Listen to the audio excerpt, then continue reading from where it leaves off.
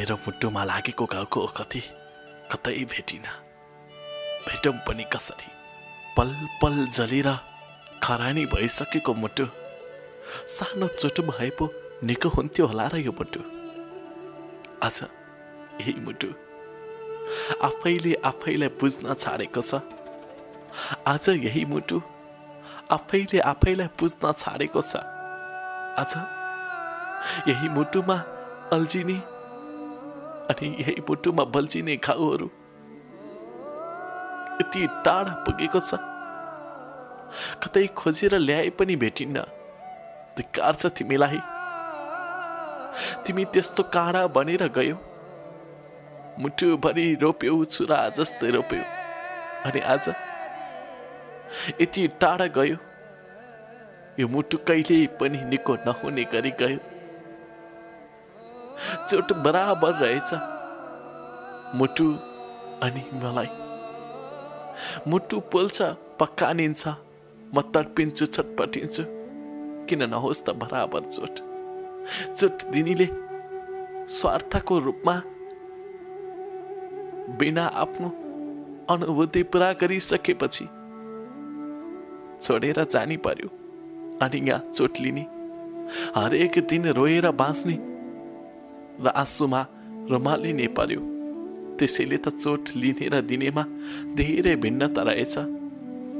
हो, आज त्यही चोट लिने भित्रको म अनि दिने भित्रको उसको कुरा गर्दैछु।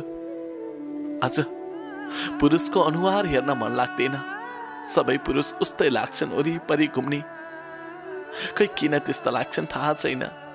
हुन त मैले यति धेरै घृणा गर्न पनि नहुने थियो, किनकि उसले झुटो भए पनि माया त केही समय देखाएको थियो नि। त्यति अनुभूति हुन्छ। घृणा नजागोस् फेरि कसरी?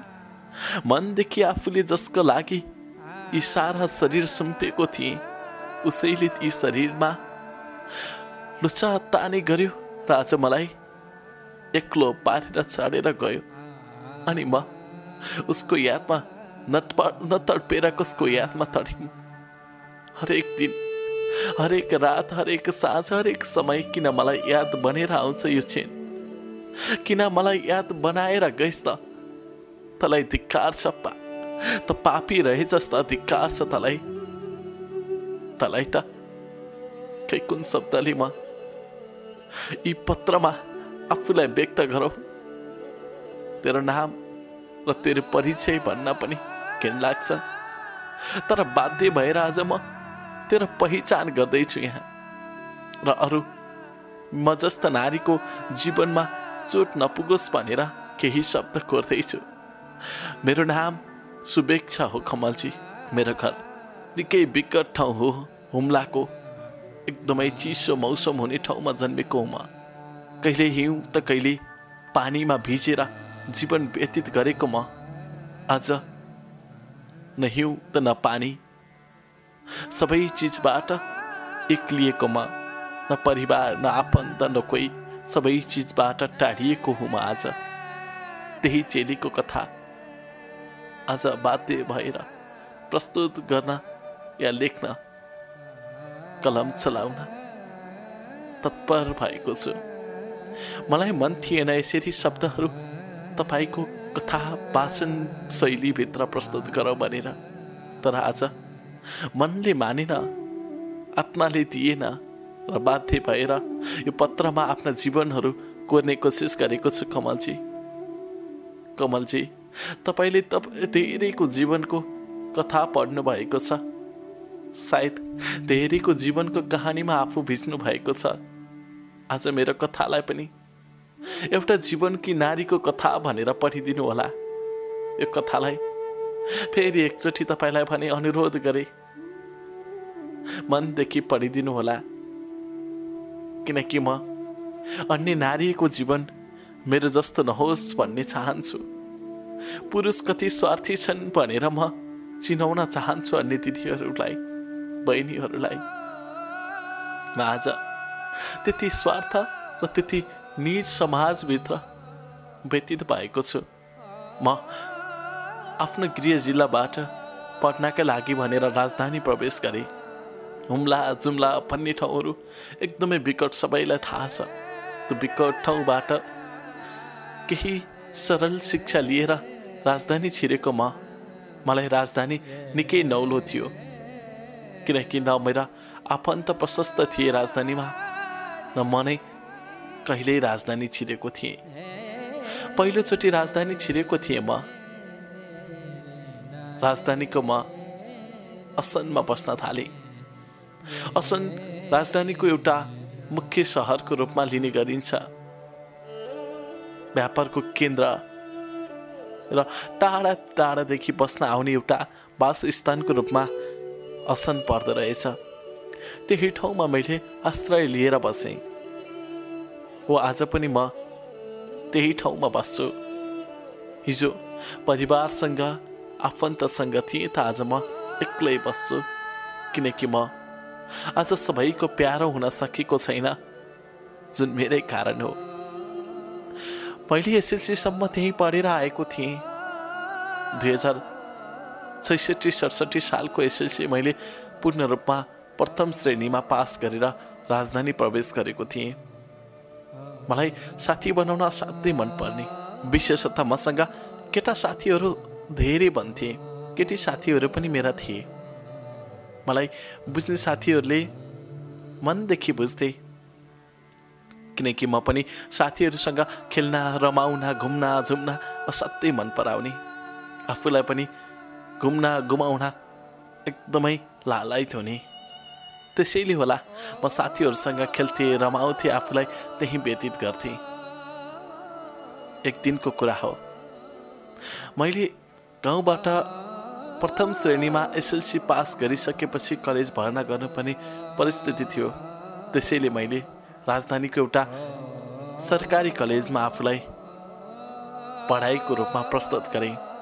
चावलको गणेशस्थान नजिकै रहेको धेरै विद्यार्थीहरूले पढ्ने कलेज थियो त्यो, पशुपति क्याम्पस। पशुपति बहुमुखी क्याम्पसमा म पढ्न थालेँ। कमलजी, मेरो जीवनको एउटा कहानीको शुभारम्भ त्यहाँबाट भएको हो। मलाई गाउँमा त्यति धेरै बोल्ने मान्दैन थिए, म एकदमै कम बोल्ने,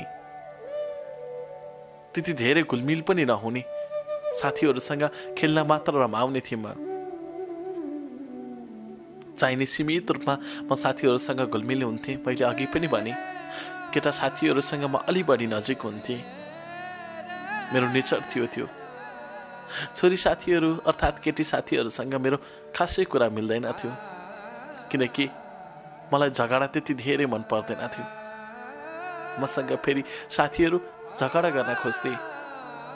त्यही त हो, हामी गाउँबाट सहर छिरेको, सहर पनि त्यस्तै रहेछ। यहाँ पनि एकले अर्काको प्रतिस्पर्धा, एकले अर्काको कुरा काट्ने प्रचलन थियो। गाउँमा बाबा एड्सकुम्ब बेच्नुहुन्थ्यो।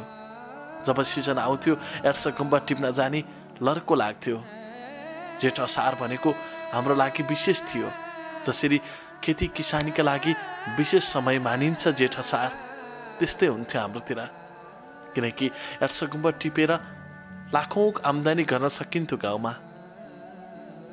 लामो लामो टाढा टाढासम्म हिँडेर जाने त्यो प्रचलन थियो गाउँमा। म पनि 7-8 कक्षामा पढ्ने बेलामा एकपटक बाबासँगै एड्सकुम्ब टिप्न गएको छु। धेरै याद आउँछ त्यो समय। म राजधानी प्रवेश गरिसकेपछिको कुरा हो। मैले प्राय जसो बाबासँगै खर्च माग्ने गर्थेँ। म पढ्ने र बाँकी समय आफूलाई अन्य कुरामा अध्ययनशीलतामा प्रस्तुत गर्थेँ। बिस्तारै कलेजका केही साथीहरूसँग घुलमिल हुन थाले। मलाई सबैले गाली गर्थे, तेरा बाबा त राम्रै कमाउनुहुन्छ त, किन सरकारी स्कुलमा पढिस्? राम्रो कलेज गएको भए हुन्थ्यो नि। राजधानीमा त धेरै महँगा महँगा कलेजहरू छन्, तिमीले चाहेको विषय पढ्न पाउँथ्यौ भनेर केही साथीहरूले मलाई अनुरोध गरेका थिए, या मलाई त्यसरी नै भनेका थिए, आफ्ना शब्दहरूबाट व्यक्त गरेका थिए। मैले साथीहरूलाई भने, यहाँ महँगा कलेजमा धेरै खर्च गरेर बाउ आमालाई शून्यतामा बदल्नुभन्दा म सस्तो कलेजमा पढेर आफूलाई पोख्त बनाउन चाहन्छु। राम्रा पनि आफू हुनु पर्यो नि।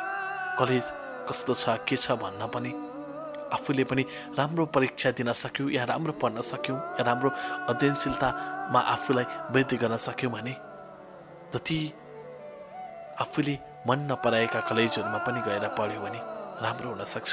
हो म यसरी नै साथीहरूलाई सुझाव दिन्थेँ। उल्टो साथीहरू हाँस्थे र टाढ्थे, कुरै रोक्थे। हो त्यसरी सुरु भएको मेरो कलेज जीवन एक दिन अकस्मात मेरो र आकाशको भेट भयो। उसको नाम आकाश भट्टराई रहेछ। म शुभेच्छा चौलागाई थिएँ, ऊ भट्टराई म चौलागाई। हामी फरक थरको थियौँ। हाम्रोतिर चौलागाई थर भएका धेरै हुन्थे। एक दिन मेरो र आकाशको भेट भयो।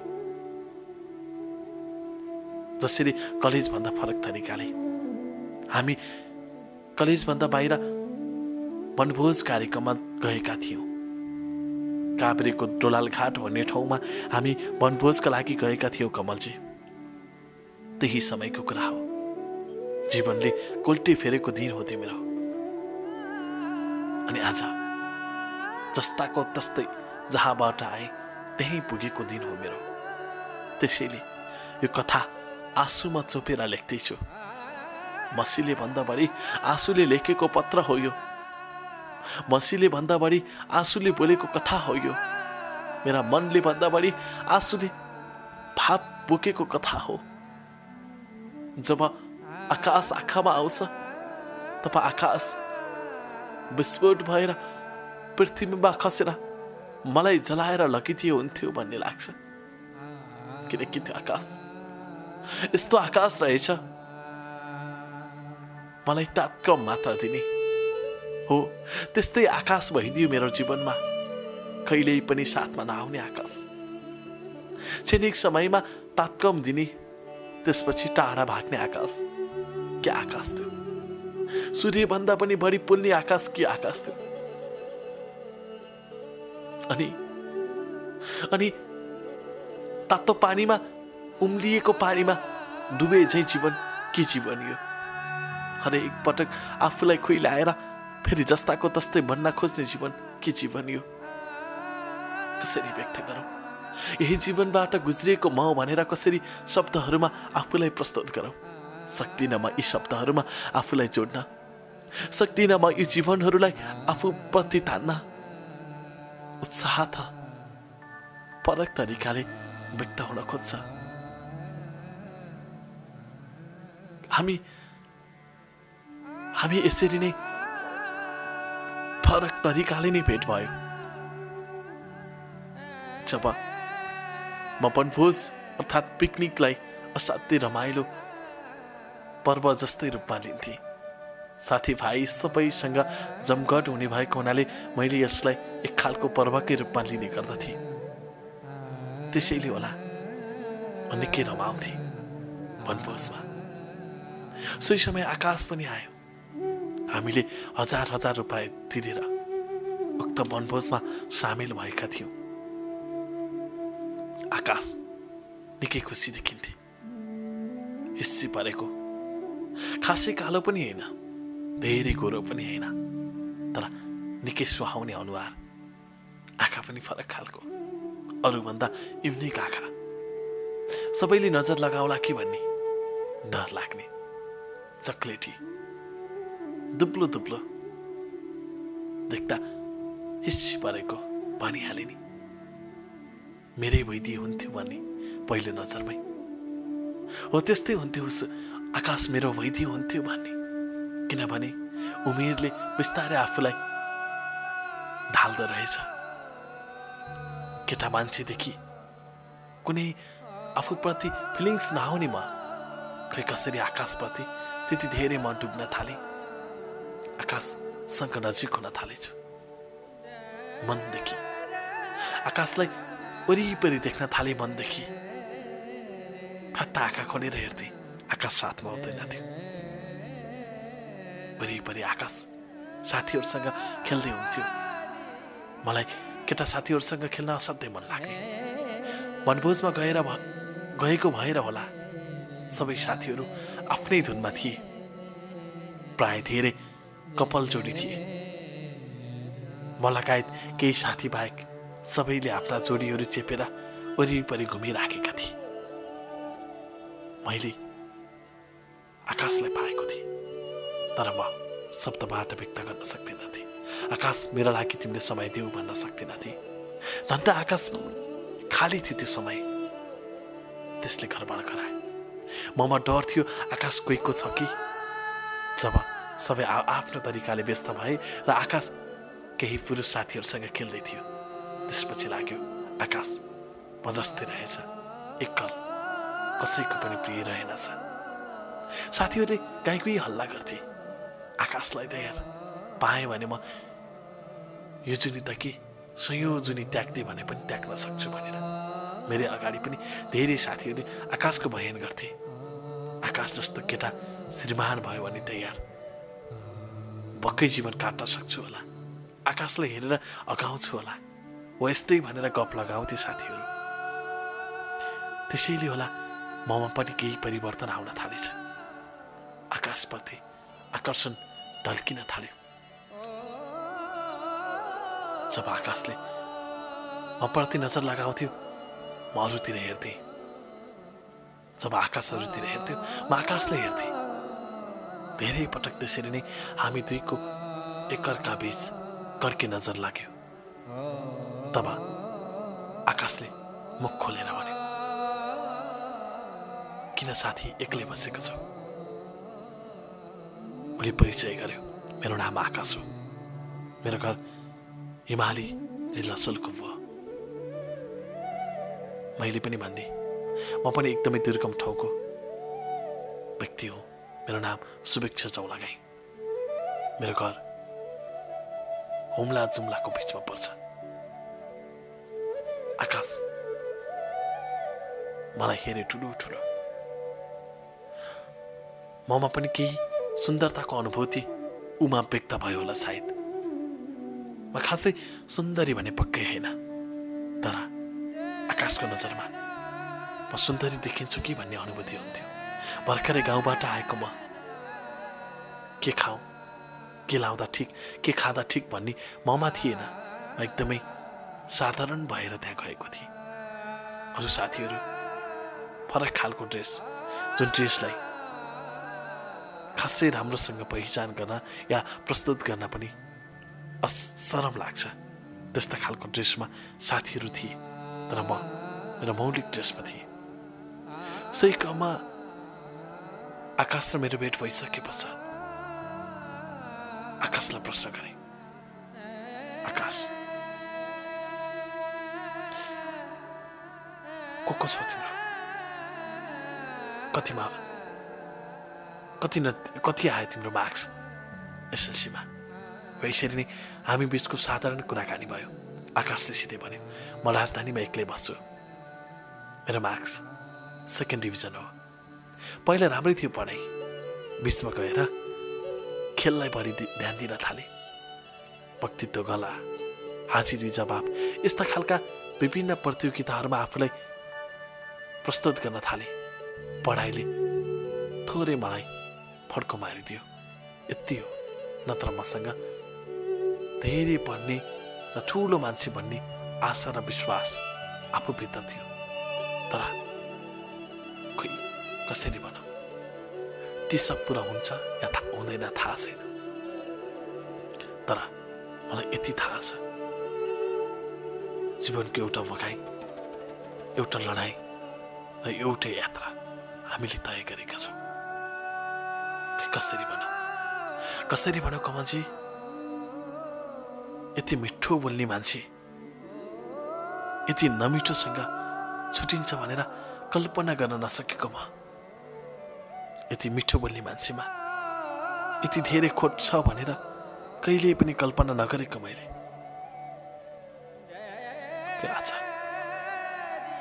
आज कुन सत्ताले आफूलाई व्यक्त गरौँ? म, मेरो जीवन र मेरो सङ्घर्ष सजिलै बचाउन सक्दिनँ, बताउन सक्दिनँ। त्यसैले असर पर्छ कि भन्ने डर र चिन्ता आफैप्रति हुन्थ्यो। कोही कसैलाई आफ्नो जीवनको विशेष व्यक्तित्व त बनाए, तर कतिन्जेल भन्ने थाहा भएन।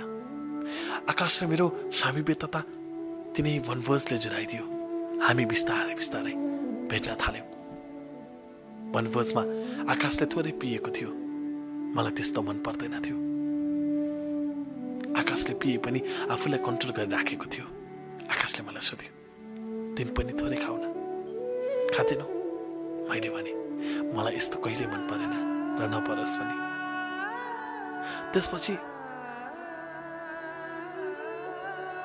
त्यसपछि जीवनका एउटै यात्रा तय गर्ने निर्णय भयो।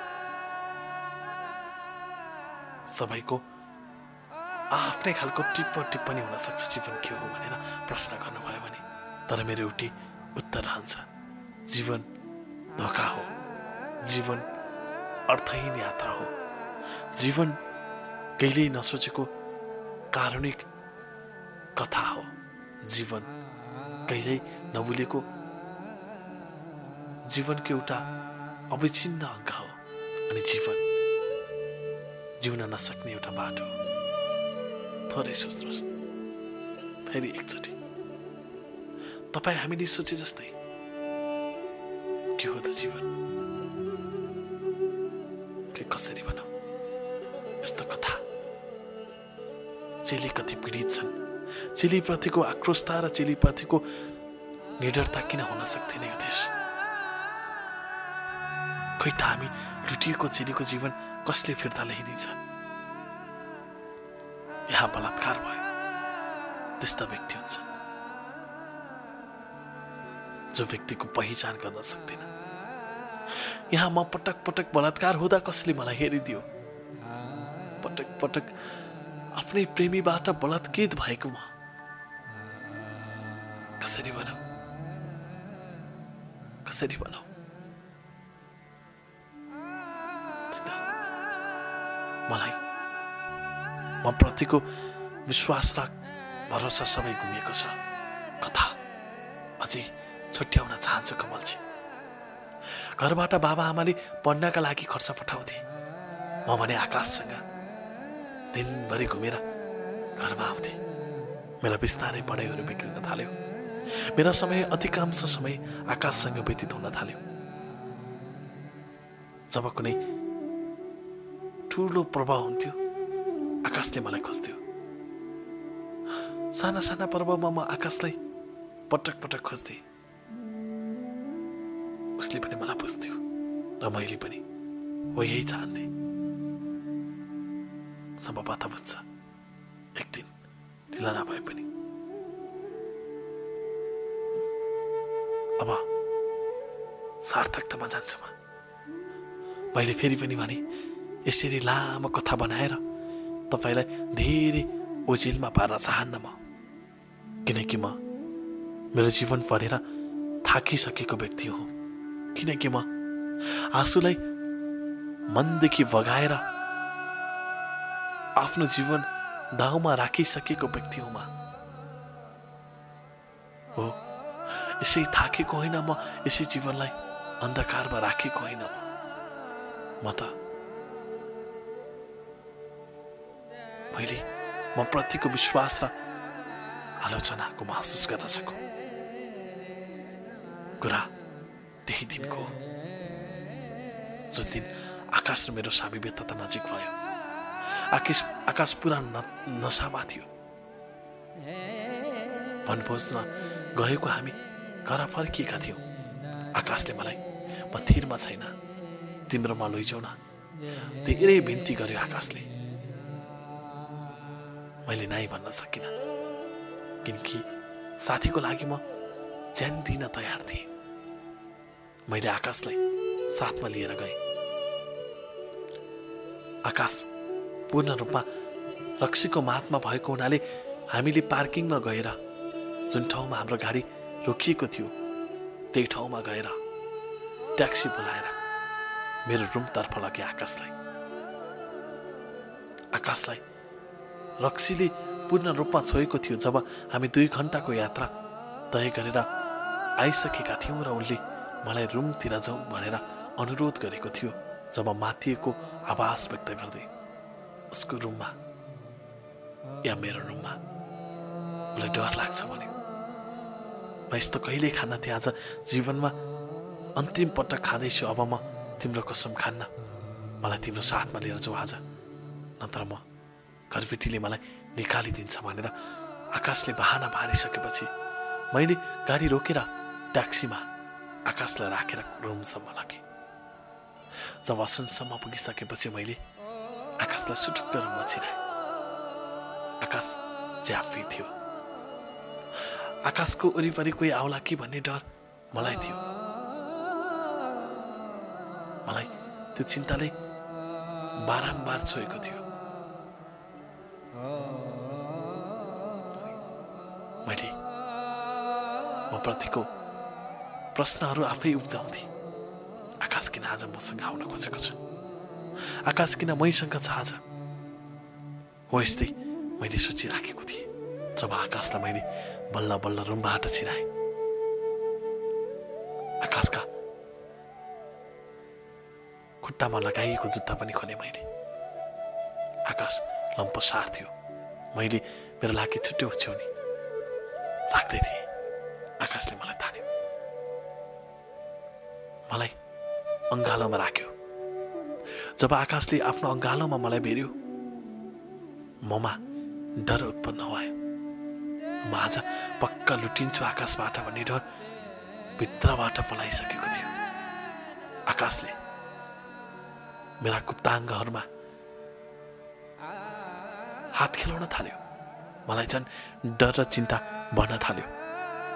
आकाश, बेन्ती यस्तो नगर, यो एकदमै गलत काम हो। जीवनमा मैले कल्पना गर्न नसकेको काम हो। तिमी नसामा छौ। आकाश, बिन्ती छ, मलाई नछौ भनेर म गुहार्न थालेँ, रुन थालेँ। आकाशले मलाई अङ्गालोमा बेरेर भन्न थाल्यो, तिम्रो हो म, केवल अरू कसैको होइन। मेरो लागि यति पनि गर्न सक्दैनौ? त्यसो भए मर्थिन्छु भनेर उठ्न थाल्यो। आकाश रक्सीको मातमा थियो। मलाई डर थियो फेरि आकाशले आफूले आफैलाई आत्मदाह गर्छ कि भनेर। त्यसैले मैले आकाशलाई सम्झाएँ, धेरै कोसिस गरेँ। हार खाइसकेपछि मैले आफ्नो जीवनको एउटा अभिन्न अङ्गको रूपमा आफूलाई प्रस्तुत गरौँ भनेर सोचेको छु। त्यसैले खुल्लम खुल्ला आफूप्रतिको आत्मविश्वासहरू बढ्न थालेको थियो। तर जब आकाशले मलाई प्रयोग गर्यो त्यसपछि म नै रहेन। मलाई कहाँ आफ्नो विश्वास लाग्न छोडिसकेको थियो। आकाशले मलाई रातैभर आफूसँग सुतायो। मेरा कुमारित्व लुट्यो। म प्रतिको विश्वासहरू तोड्यो। विवाहभन्दा अगाडि म कोही पुरुषसँग पनि नजिक हुन्न भनेर आफैले आफैलाई खाएको कसमहरू आफैले तोड्न बाध्य भए। कति धेरै कसम खाएको थिएँ मैले म आफूप्रति। जब जीवनले अर्को मोड लिन थाल्यो, खुसी लुटेर कता कता गएर म एउटा ठुलो भुमारीमा परेको छु कि भन्ने महसुस लाग्न थाल्यो। त्यो भुमारीबाट उम्किने कसरी भन्ने महसुस गरेको म अब कहाँ उम्किन सक्दिनँ। म एउटा पन्छीको जालमा परिसकेको थिएँ। मलाई उसले प्रयोग गरिसकेको थियो। रातैभरि चिच्याएँ। म प्रतिको कुमारित्व गुमिसकेको थियो। म प्रतिको आशाहरू पनि बिस्तारै मरिसकेको थियो। मैले मलाई गाली गरेँ, धिक्कार छ। त्यसैले आज यी कवितामा जीवन लेख्दैछु, थोरै तर महत्त्वपूर्ण। जब आकाश मेरो शरीरका लागि पटक पटक आउन थाले रुममा, उसले भनेको मैले मानिन भने मलाई पिट्थ्यो। यतिसम्म कि म महिनावारी हुँदा पनि उसले जबरजस्त गर्थ्यो। हो, सुरुमा मलाई आकाश असाध्यै मन पर्थ्यो, झुटो बोल्नुहुन्न। आकाशले जब जिद्दी बन्धहरू देखाउन थाल्यो, तब आकाशका केही व्यवहारहरूले मलाई चिन्ता डराउन थाल्यो। जब म आकाशलाई फोन गर्थेँ, व्यस्त छु मात्र भन्थ्यो, पढ्दैछु, खाली पढ्दैछु र साथीसँग छु बाहेक केही भन्दैन थियो। एकछिनमा कल गर्छु भन्थ्यो। घन्टौँ कुराउँथ्यो आकाशले। एक दिनको कुरा, रातैभरि आकाशको प्रतीक्षामा बसेँ। मलाई 12 बजेपछि आकाशले कल गर्छु भनेर कुरायो, तर आकाश फोनको एन्सर त के, फोनै अफ गरेर बसिदियो। हो, त्यसैले त होला आकाशको मलाई त्यति धेरै भर लाग्दैन, तर खेलिसकेको भएको हुनाले अर्को जीवनमा लडाइँ गरिसकेकै भएको कारणले पनि हुन सक्छ। ऊ आफूप्रतिको अनुनयपन बाहिर देखाउन चाहन्थ्यो। उसले एक कल गरेन मलाई, सुतेछ या कोहीसँग गएछ त्यो थाहा भएन, तर उसको कल आएन। दुःख लाग्यो मलाई। मैले मजाले मिलाएर ऊप्रति सबै कुरा व्यक्त गर्छु भन्ने सोचेको थिएँ, तर व्यक्त गर्नु अगावै उसले आफूलाई टाढा बनाउन थाल्यो। हामी रिलेसनमा रहेको 1 वर्ष बित्न नपाउँदै आकाश मबाट टाढिन थाल्यो। आजभन्दा 1.5 वर्ष अगाडिको कुरा हो। एक दिन आकाश र म मेरै बारम्बार अनुरोध पश्चात फनपार्क भक्तपुरमा गयौँ। भगवान पलञ्चोक भगवतीको दर्शन गरेर ओह्रालो लागेको हामी। तर जब भगवती माताको दर्शन गरेर हामी ओह्रालो लागिसकेपछि, पलञ्चोक भगवती माताको दर्शन गरेर ओह्रालो लागिसके पश्चात हामी भक्तपुरमा फनपार्कमा पुग्यौँ। थोरै तल माथि थियो पलाञ्चोक भगवती मन्दिर पुग्न हामी काभ्रेको निकै टाढा पुग्नु पर्थ्यो। अझै सिरी भनौँ धुलीखेल पुग्नु पर्थ्यो। त्यहाँ गएर मैले आकाशलाई र आकाशको व्यवहारलाई परिवर्तन गरिदिऊ भगवान भनेर मागे। आकाशले खै के माग्यो थाहा छैन। मैले अर्को कुरा पनि मागे, भगवान म उधार हो तपाईँसँग, केही कुरा माग्दिनँ, म तपाईँलाई यही भेटी चढाउँछु। आकाशले खाने यी सबै मादक पदार्थहरू भुलोस्, आकाशले मलाई मात्र सम्झोस्। केवल आकाश मेरो मात्र होस् या म पनि आकाशको मात्र हुँ, यसरी मलाई आकाशले सधैँ नराखोस् भनेर मैले भगवानसँग मागे। भगवान त निर्दय रहेछ। कहाँ पुरा गरेर मलाई भगवानले, कति निर्दय रहेछ भगवान। पुरा गर्न चाहेन र खोजेर पनि यति निर्दय रहेछ जीवन। कति गाह्रो छ संसार धान्न। जब हामी फनपार्कबाट घर फर्क्यौँ, यति धेरै झगडा पर्यो हामी दुई बीच। महिनौसम्म बोलचालै बन्द भयो। कारण एक थियो, मैले आकाशले खाइराखेको क्यान बियरको बोतल फ्याँकिदिए अनि आकाशले मलाई मरसन्न हुने गरी पिट्यो, कपाल तान्यो, लसार्यो। फनपार्कमा हेर्नेहरूको लर्को थियो, मलाई कुटेको हेर्नेहरूको लर्को थियो, मलाई छुट्याउनेको कहीँ लर्को थिएन। आकाशको व्यवहारले म अचेत भएर आकाशलाई त्यहीँ छोडेर रुँदै रुँदै घर फर्केँ। आकाशको बाइक थियो, ऊ त बाइकमा गयो। मैले बनेपा भक्तपुर काठमाडौँ जाने गाडीमा लिफ्ट मागेर काठमाडौँ छिरेँ। असनमा आएर भक्कानिएर रोएँ रुममा। रातैभर रोएँ, दिनैभर रोएँ। 1 दिन 2 दिन गर्दै म मैले महिनौं दिन आकाशबाट टाढा रहेछु या आफूलाई टाढा बनाएछु। आकाशको जन्मदिनको दिन थियो त्यो। मैले आकाशलाई जन्मदिनको शुभकामना दिनका लागि 12 बजेसम्म कुरिराखेको थिएँ। त्यो दिनसम्म आकाशले मेरो बोलचाल थिएन। आकाशलाई मैले 12 बज्ने बित्तिकै सम्झिएर म्यासेज गर्छु। आकाशलाई यही चाहन्थे, आकाश खुसी होस्, आकाशलाई केही सरप्राइज गिफ्ट पनि दिन्छु भनेर सोचेको थिएँ। म कुरिराखेको थिएँ।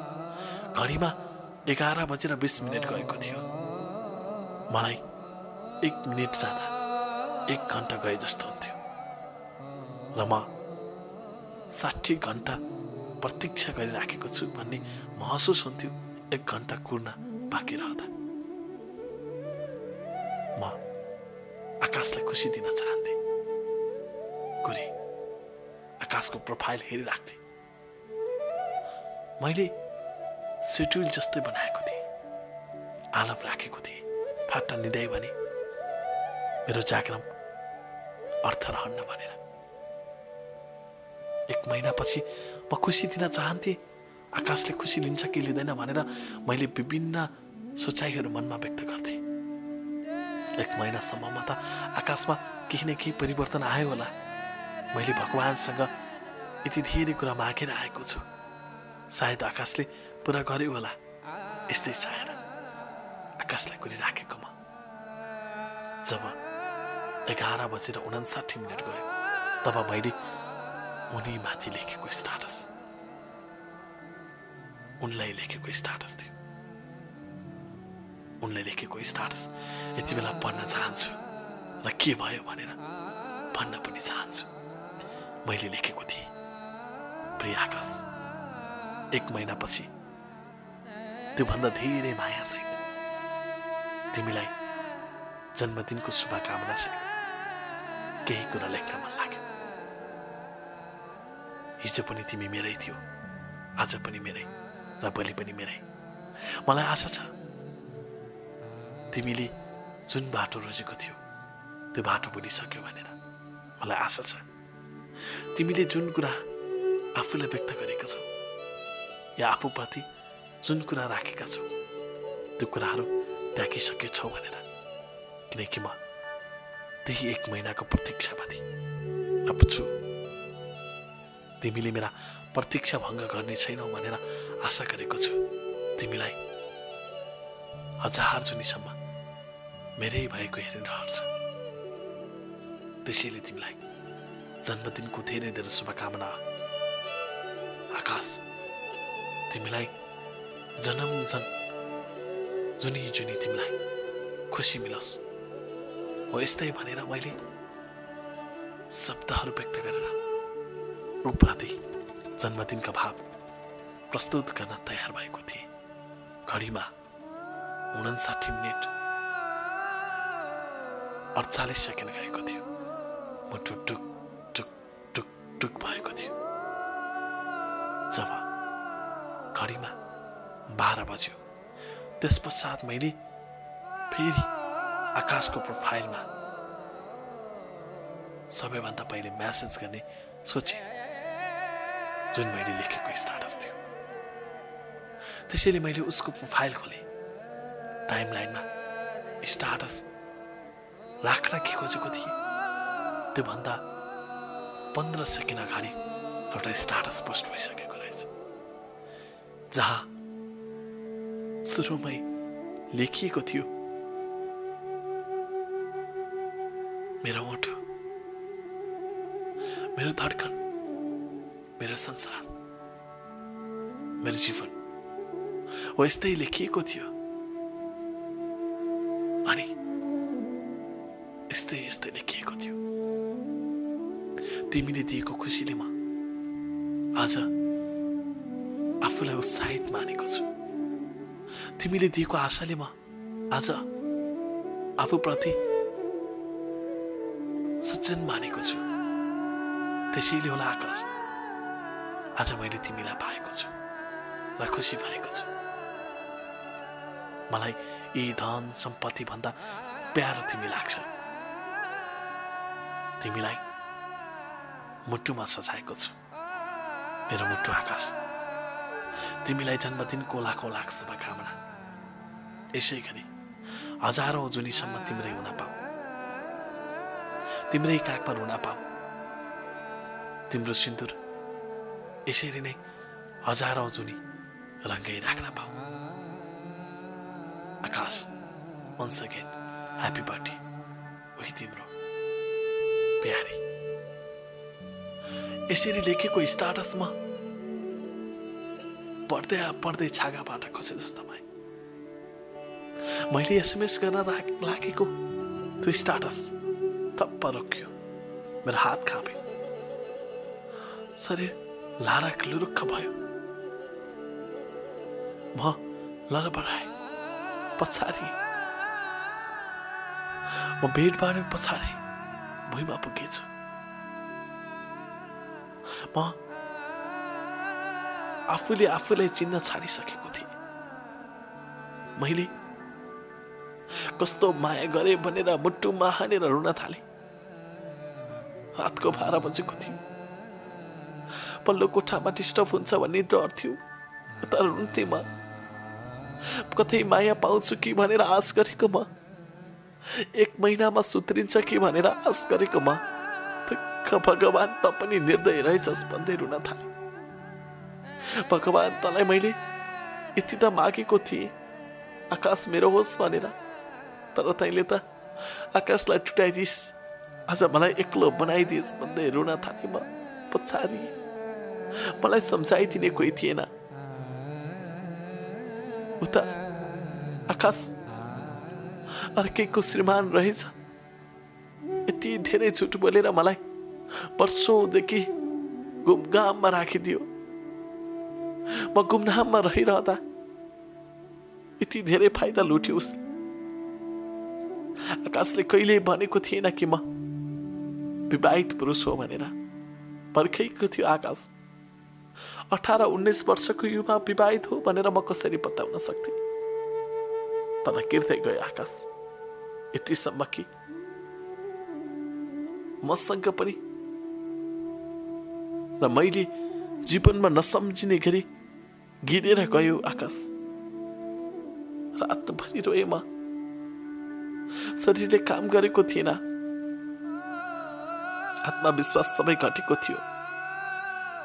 वरिपरि बादलले मलाई सरापी राखेको थियो। आकाशले मलाई गाली गरिराखेको थियो। किन यस्तो माया गरिस् भन्दै आफ्नै पीडा व्यक्त गरेका थिए। म सुन्ने र मौनता आफूलाई प्रस्तुत गरिराखे। त्यसैले मैले म र मेरो जीवन आफूप्रति होइन अरूप्रति समर्पित हुन या गराउन बाध्य भएको छु। के कसरी भनौँ, जीवनको एउटा लडाइँले मलाई बिर्सिदिएको छ। जीवनको एउटा भयानक युद्धले म प्रतिको विश्वास र म प्रतिको आस्थाहरू पनि बिस्तारै मरेको छ। रातैभरि रोएको म कति बेला उज्यालो होला र म आकाशलाई जन्मदिनभन्दा अगाडि मेरो मृत्युको खबर सुनाउँछु भनेर आश गरिराखेको। उज्यालो कहिले हुन खोज्दैन। म रुन्छु, कराउँछु, छटपटिन्छु, पछारिन्छु। कहिले उज्यालो भएन। चिसमिसी थियो। 4 बजे मैले आकाशलाई फोन हाने। उठाएन। एकचोटि, अर्कोचोटि गरे, अर्कोचोटि पनि उठाएन। आकाशलाई मेरो अर्को नम्बर थाहा थिएन। भर्खरै मात्र लिएको थिएँ मैले। नयाँ मोबाइलमा 2वटा सिम जान्थ्यो। अर्को नम्बरबाट मैले आकाशलाई फोन गरेँ। तत्काल फोन उठ्यो। सायद मेरो 2वटा अघिल्लो कलले नै उसलाई बिउजाइसकेको थियो। त्यसकारण उसको छिट्टो फोन उठ्यो। फोन गर्ने बित्तिकै हेलो को बोलेको भन्यो आकाशले। मैले सिधै भने आकाश, सबैभन्दा पहिले तिमीलाई जन्मदिनको शुभकामना।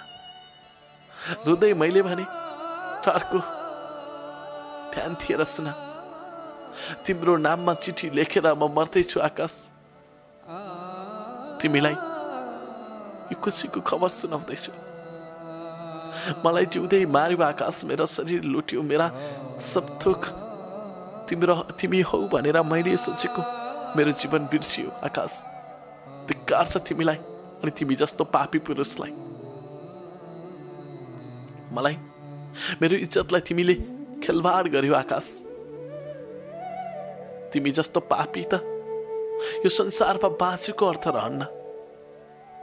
तिमीलाई त थुक्न पनि लायक छैन। अब म मरिदिन्छु अनि हाँसी हाँसी जिएर बस, यस्तै भनेर मैले फोन काटिदिएँ। त्यसपछि आकाशको बारम्बार फोन आउन थाल्यो, मेसेज आउन थाल्यो। यस्तो होइन, अर्कै हो, यस्तो हो, उस्तो हो भनेर मलाई कन्भिन्स गर्न लागेको थियो। तर म 1% पनि कन्भिन्स हुन चाहिन। आकाश मलाई फोन गरिराख्थ्यो, मैले फोन काटिराखेँ र म एकदमै आक्रोशित थिएँ। म रिसाहा भएको थिएँ। म प्रति पूर्ण रूपमा मनमा पाप पलाइसकेको थियो। अब म मरिदिन्छु भन्ने मैले आँट गरिसकेको थिएँ। हातमा चक्कु बोकिसकेको थिएँ। यता सम्झिन्छु बाबा आमा जल्दी आउनुहुन्छ। बाबा आमाले दिएको यो समर्पित जीवनलाई म कसरी त्यत्तिकै त्यागौँ भन्छु। फेरि उता सम्झिन्छु आकाश अर्कैको अँगालोमा, उता छोरी शहीद, अनि म कसरी सम्हालिन सक्छु र। पटक पटक मर्न खोज्छु, मर्छु भन्छु, हात काटेको छु, रक्तमै भएको छ, तर म मर्न सकिराखेको छैन। सिधै छुरा कसरी रोप्ने आफ्नै शरीरमा, विष खाएर मरौँ भने पसलहरू बन्द छ बिहानै, कसरी कहाँ गएर खाऊँ। म मर्ने प्रयास गरेँ तर सकिनँ। होस् म शरीरको जुनसुकै भागमा होस्, शरीरको मुटुमै छुरा रोपेर मर्छु। हुन त एकचोटि मारिसकेको छ, त्यसले मुटुमै छुरा रोपेर गइसकेको छ। अब आफै रोप्छु र मर्छु भनेर कोसिस गरिराखेको म बाहिर डङ डङ डङ ढोका ढकढक्यो। म रोइराखेको थिएँ। मैले एकचोटिमा ढोका खोलिनँ, दुईचोटिमा खोलिनँ। रोइराखेको भएर होला अझै ड्याङ ड्याङ ड्याङ गर्यो। आकाश आएको थाहा पाएको थिएँ भने त म ढोका खोल्थिनँ थिएँ। जब ढोका खोलेँ आकाश हस्याङ फस्याङ गर्दै टाउकोमा हेलमेट राखेर के भयो भन्दै मलाई आँखा तर्न थाल्यो।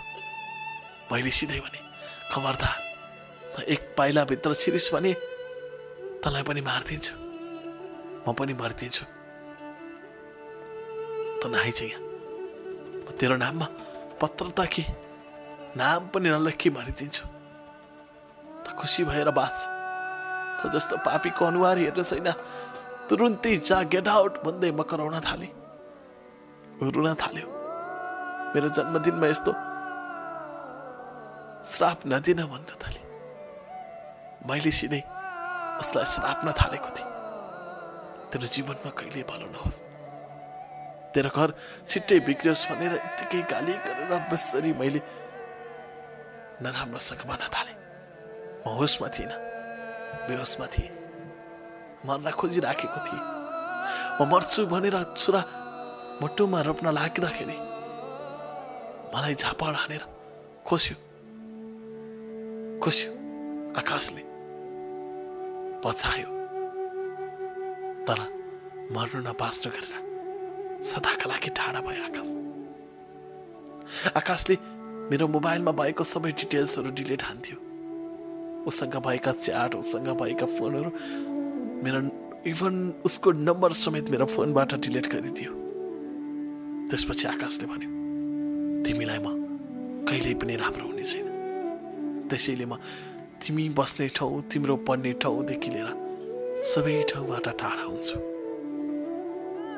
तिम्रो जीवनमा म कहिल्यै फर्केर आउने छैन। हो, मेरो गल्ती भयो, यस्तै छ मेरो जीवन। मलाई त्यो पुरुषको लेभलमा नहेर, अपेक्षा म तिम्रो जीवनमा फर्केर आउँदिन भन्दै आकाश बाहिरियो। मनदेखि माया गरेको म आकाशले शरीर लुटेर मलाई एक्लो पारेर गएको छ। अब आकाश त पाउँदिन। न त उसको खुसी पाउँछु न त म खुसी हुन पाउँछु। बिस्तारै एक कान दुई कान मैदान हुँदै घरमा समेत पुगेछ। आकाश मेरो बयफ्रेन्ड थियो, थाहा थियो सबैलाई। आकाशको अलरेडी विवाह भइसकेको रहेछ भनेर घरमा बाबा मम्मीले थाहा पाइसकेपछि मलाई मर्ने गरी गाली गर्नुभयो। त कति नबुझ्ने छोरी रहेछस्, धिक्कार छ त जस्तो छोरी पाउनुमा पन्दै आमा क्रुन पाए मसँग। मैले आमालाई सम्झाउन खोजेँ तर आमाले एक शब्द नबोल भन्दै मलाई गाली गरेर फोन राखिदिनु भयो। बाबा त त्यसै पनि मसँग रिसाइसक्नु भएको थियो, तैपनि फकाउन खोजे बाबाले मेरो फोनलाई रिसिभ गर्न भएन। अङ्कललाई फोन गरेँ, यस्तो यस्तो हो अङ्कल, पकाइदिनुहोस् न बाबालाई भन्थे। तर कसैले पनि मेरो कुराकानी मेरो बारेमा बुझ्नै खोजेनन्, मेरो जीवन नै सोच्न खोजेनन्। म तडपिएर छटपटाइ राखेको थियो वरिपरि। म यसैमा ठिक छु, मैले यसै सोचेँ र म मेरो कथा जीवनबाट टुङ्ग्याउन चाहन्थेँ। आफ्नै कथाबाट आफैले पिल्सिएको नारीको रूपमा व्यक्त गर्न बाध्य भए। परिवारले मलाई त्यो दिनदेखि आजसम्म एक कल फोन गरेको छैन। त्यति ठुलो पाप त मैले पक्कै गरेको थिइनँ, तर पाप गरेको महसुस भएछ बाबा आमालाई पनि। मलाई कहिल्यै फोन गर्नु भएन आजसम्म पनि। आज 1 वर्ष बित्यो। चाडपर्व पनि मैले रोएरै बिताएको छु, किनकि बाबा आमा परिवार कहिले पनि साथमा पाएको छैन। यो सब त्यही पापी त्यही अधर्मी आकाशले गरेर हो। धिक्कार छ आकाश तँलाई, तँलाई पाप लाग्छ आकाश। तैँले मेरो आमा बाबाको खुसी खोजिस्, तँलाई पाप लाग्छ आकाश। तैँले मेरो जीवन लुटिस्, शरीरका लागि मलाई खेलौना बनाइस्, पुतली जस्तै सोचिस्। धिक्कार छ तँलाई त भेटे पनि थुक्न मन लाग्छ आकाश। तू आकाश, तैँले कहिल्यै पनि खुसी पाउने छैनस्। तैँले मेरो बाबा आमाको खुसी खोसेको छस्, तैँले मेरो जीवन लुटेको छस्। त्यसैले तेरो अगाडि तेरो सामिप्यतामा म कहिल्यै पनि प्रवेश गर्ने छैन। हो त खुसीले बाँच, अबदेखि तँलाई म कहिल्यै पनि कुनै तरिकाले पनि डिस्टर्ब गर्न आउने छैन। उही तेरो अभागी, उही तेरो असक्षम प्रेमिका, उही तेरो खेलौना अपेक्षा। हाल काठमाडौँ। दर्शकबिन, अपेक्षाको यो कथा तपाईलाई कस्तो लाग्यो? अपेक्षाको यो जीवन भोगाइ हो। पुरुषप्रतिको अविश्वास पनि यो कथामा जोडिएको छ। हुन त सबै पुरुष अपेक्षाले भने जस्तै हुन्छन् भन्ने त कहीँ कतै छैन, तर कहीँ कतै घृणा र चोट जीवनमा व्यक्त नहोस् भन्ने चाहन्छु। अपेक्षा, धैर्य गर्नुहोस्। तपाईको जीवनमा एउटा खाडेलमा तपाईँ पर्नुभयो। तपाईँ जीवन त त्यस्तै खाडेलभित्र प्रवेश हुन्छु भनेर नसोच्नुहोस्। हो, गल्ती र चोट सबै चिज कहीँ कतैबाट कहीँ न कसै गरी व्यक्त हुन सक्छ, तर आफूलाई सामान्य रूपमा व्यक्त गर्नु, आफूले आफूलाई सरलतामा व्यक्त गर्नुहोस्, सधैँ खुसी मिल्छ। अपेक्षा, तपाईको सन्देश मलाई थाहा छ पुरुष अपराधी पनि हुन्छ भनेर तपाईले कथामा लेख्न सक्नु भएको छैन, तर तपाईको कथाले त्यही बोकेको छ। तर सबै पुरुष अपराधी हुँदैन। तपाईको जीवनमा छिट्टै खुसी छाओस्, यही कामना छ। र दर्शकबिन, आजको यो शनिबारी श्रृङ्खलाभित्रको अर्को नयाँ अङ्कमा तपाईले यो कथा सुन्नुभयो। कथा कस्तो लाग्यो? तपाईले यो कथा कमल सरगमको अफिसियल युट्युब च्यानलबाट हेर्दै हुनुहुन्छ। केही त्यस्तो सुझाव प्रतिक्रिया दिन चाहनुहुन्छ भने कृपया कमेन्टमा लेखिदिनुहोला। हामी अर्को नयाँ अङ्कमा नयाँ सोच र नयाँ विचारको साथमा नयाँ ढङ्गबाटै प्रस्तुत हुने भाषाको साथ यो कथाबाट म ओझेल पर्छु। नमस्कार। तपाईँको बाँकी पल शुभ बितोस्।